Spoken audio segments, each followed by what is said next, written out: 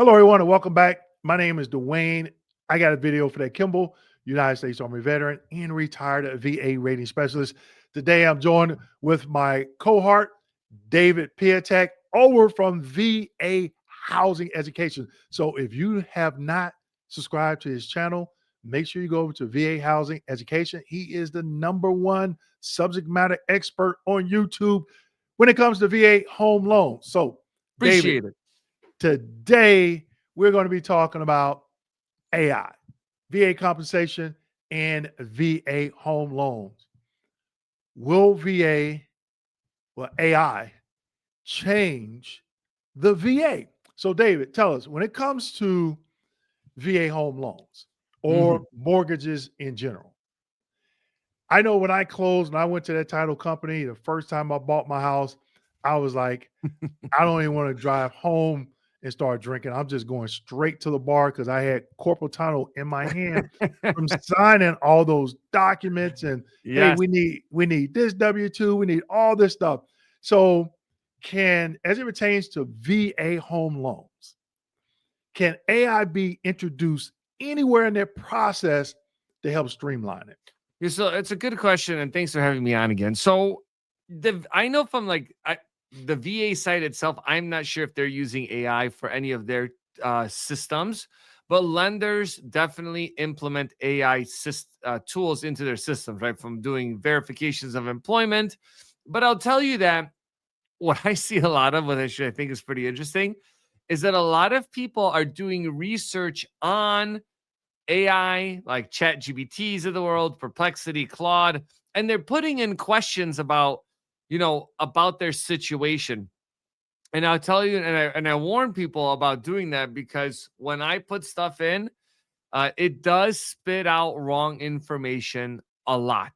Okay, I think right now, maybe in the future, there'll be a substitute for understanding the entire complexity of let's say, a financial transaction, which I'll tell you even to this day, like today, when something came up, you're like, how would a system even know that this would exist without the human component to it? Because there was a human error that had to be rectified, right?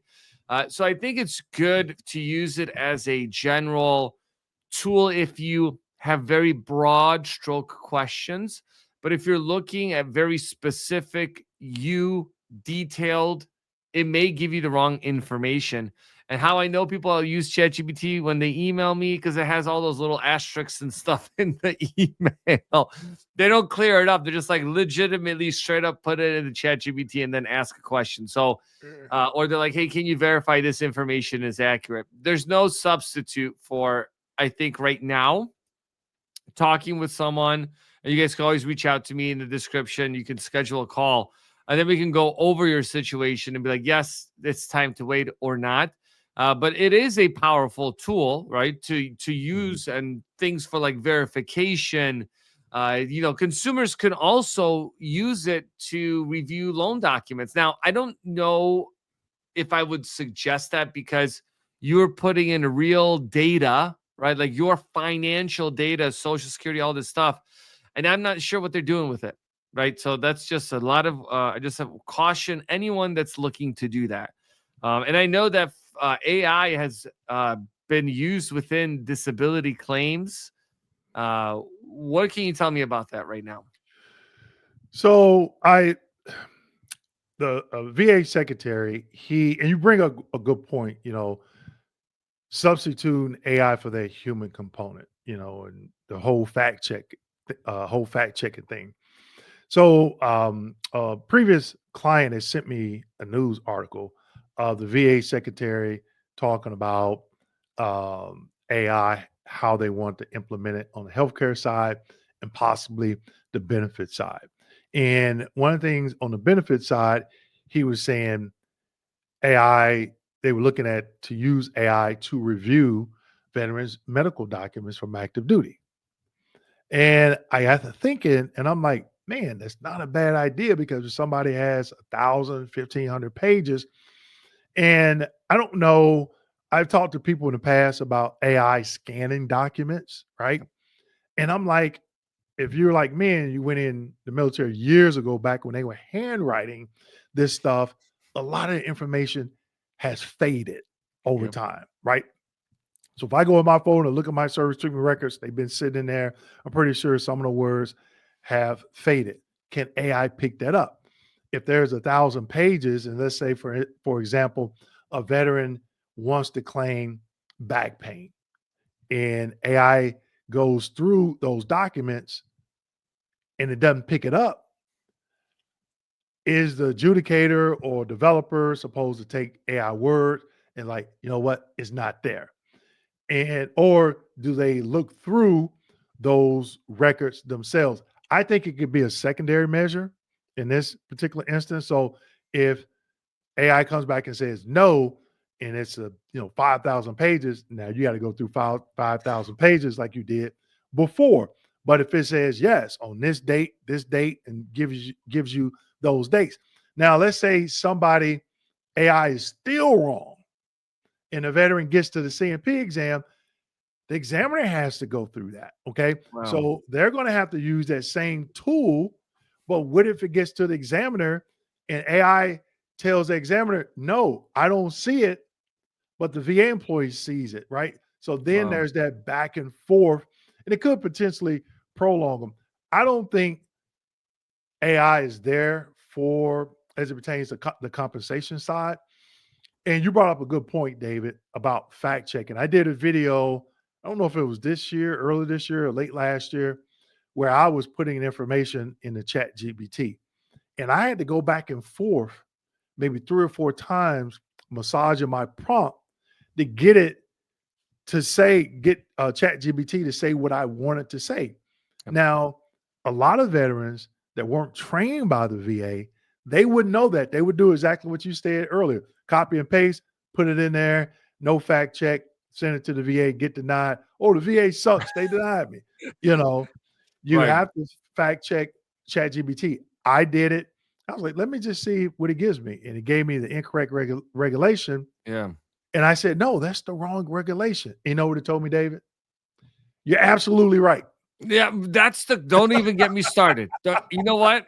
Someone told me this and I used it. If you threaten the actual AI, it will apologize and then do the actual work and give you the correct answer. I thought it was nonsense until I actually did it because I worked on this large like marketing project. Uh, And sure enough, man, it's unbelievable. Like you can threaten it and it'll actually give you the correct information. wow. And I was pretty nice. I was pretty nice about it. I was like, hey, I I, know. I think you gave me the wrong regulation. I think it should be this. Can you check it? And it was like, oh, it took a few minutes. Yep. It took about a few seconds actually. And it came back and was like, yeah, you're absolutely right.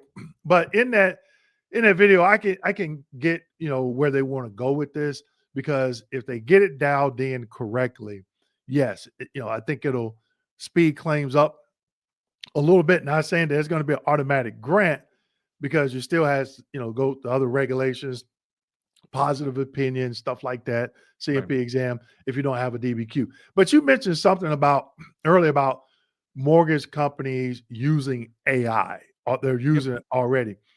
Can you give one example of how mortgage companies are using? I know you said about verifying information and stuff Yeah. like that. So a couple of things. One is they use it for their marketing, which I think is Okay. is both great but also negative because like they're constantly hitting you up with it, right? So when a lot of times people right now are just getting a ton of spam calls, Yeah. and that's because they're using AI to see like, oh, hey, this person had a credit inquiry. They're shopping for a home. Let's just blow them up, and that's why you get like Oh, 50 phone calls a day anytime you apply for a mortgage. So I think that's the negative part. A positive part, you have AI tools on your phone that can block those spam calls. So it's okay. like almost like an AI war that's happening, right?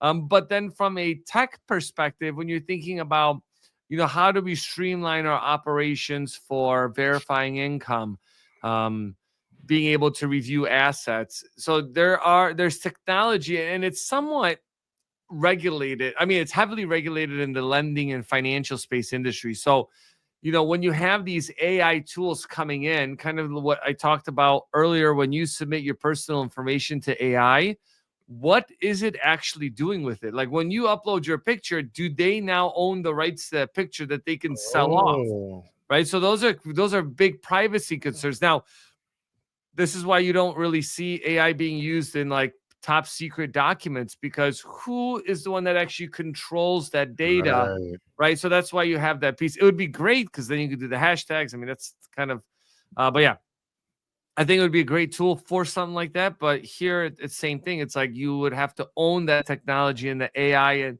there are enterprise systems that lenders can use. But again, when you're going into, do we want AI to crawl into your bank statements or like your bank account through like a API connection, and then we can crawl through it and pick all the data that we want out to be like, oh well, you're not qualified, and that's the both sides of it, right? There's the positive piece that it helps you with so many different things that you can automate in day-to-day life. Mhm. And the other part is that it's damaging because it can find out more information that's actually needed and it can deny you. And that's what we want to stay away from, right? So Right. I think it's going to be some time before regulators are like, okay, what data is being used, who's using the data, and put some heavy restrictions on the data being shared. Okay. Right. So I think we're going to see how that pans out. I know because, a lot of veterans who use different AI tools to get research around the VA loan. I know I've done research, like you mentioned, around the VA disability, but I don't know anything. I mean, this is why how I met you. Because, all right, so like I don't, like, you're my chat GBT right now. So if I need something, I'm calling Dwayne because Dwayne has the answers that I'm most likely looking for. Yeah. And you could use AI tool to potentially validate if you're having a conversation with someone, to be like, oh yeah, and I've had that people do that too to me, Dwayne. And I'm like, hey, these are the two options you basically have, and I walk them through the whole thing. And they're like, hey, David, by the way, I put this in the chat GBT and you are right. And I'm like, of course I know I'm right.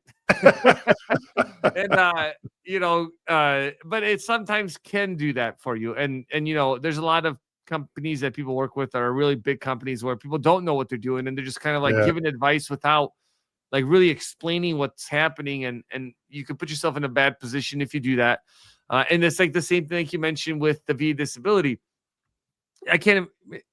I talk to so many veterans that have gone through the process of the VA disability. They have some rating, but they're like, well, yeah, I talked to this VSO. They told me to do this and this. I did it. And then I just ended up getting my whole claim denied, or I only got 10% out of my whole thing. Yeah. And it's tough in general, right? When you are looking to work with someone or you're looking for advice, a lot of times people are, they have their own self interest, right? When they're talking with you. Mhm. That's one of the things that I believe that we do, I know for sure, is that to give you a non-biased understanding of your situation so you can actually make that decision, right? A lot Mhm. of veterans sit on the sidelines, Dwayne. They're like, I'm at 90%. I watched you guys' videos. I'm at 100% now. I've been there for like 19 years. I don't know why I didn't do it before, because I had the same conditions 19 years ago. Yeah. And that's the challenge for folks, they're watching out there. And Dwayne, like, as you know, so it's great as a supplemental tool, I would say, Yeah. but your main tool, I think, still it's not there yet. Maybe one day it will be, Mhm. but still talking to somebody. Yeah. Plus, it's good to talk to people. Right. Right. Your mental health. Yeah, I give it a year. I give it a year. Yeah. I think this time next year, um, we do a follow-up video, the anniversary or something, we'll be having a different conversation. But right now, Yep. people, I would still say if you're using ChatGPT for lay statements or anything like that, you still need to fact check it. Okay. Understand that 38 CFR to M21-1, and a lot of people's like, well, what is that? Well, why do I have to do that? Yep. Well, nothing from the federal government is free unless they're giving out free cheese, and they haven't gave that out since I've been a kid. So, Not even Wisconsin's giving out free cheese. yeah. All right, everyone. Make sure you go over to David Piatek's YouTube channel, VA Housing Education, and you can catch us live on YouTube the second Wednesday of every month. Now, If he's deployed or I'm on vacation, we'll switch it up, but we'll let you know ahead of time. But I don't think we missed a date this year, Dave, where we didn't go. The second Wednesday of the month, 7 p.m. Eastern Standard Time. We will answer all your questions as it pertains to VA compensation and VA home loans. Take care. Make sure you like, subscribe, hit that notification button. And as always, share this video with your fellow veterans. Thank you.